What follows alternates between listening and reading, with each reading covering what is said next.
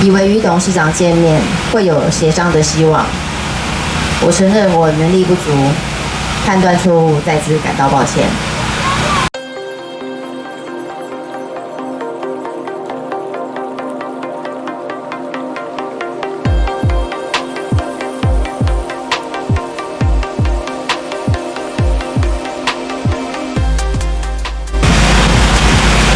我是工会干部里面最资深的，我知道大家都很相信我。在我承受周遭负面情绪和压力，所以我误判了形势，以为与董事长见面会有协商的希望。我承认我能力不足，判断错误，再次感到抱歉。我一心只想把大家安全的带回家，所以造成这种结果。我们有3200个会员的工会，其实干部与会员是需要互相信任，工会存在真的非常重要。经过了这场战役，说明团结和信任的重要性。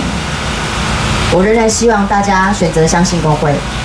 这段期间，3000多个会员里面有很多来自会员不一样的声音，因为我自己误判了情势，导致于对会员状况的信心不足，又太想要把一起罢工的组员安全的带回工作岗位上，可能让我们错过了近期可以跟长荣航空协商的一个好的谈判时机，也让会员陷入两难。我再次感到非常的抱歉。接下来会面临更艰难的考验，我们会陪大家一起走下去，也请大家相信我们，相信工会。谢谢。在这边我要跟大家说明一下我们等一下的开票过程。工会决议，开票过程不公开于媒体和社会大众。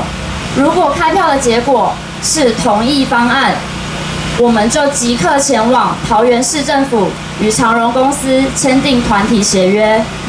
但是签订团体协约的过程，我们需要我们的会员与工会站在一起，我们一起走完最后一条路。大家不要忘记我刚才对大家说的，工会的核心价值不是这些工会干部，工会的核心价值是会员。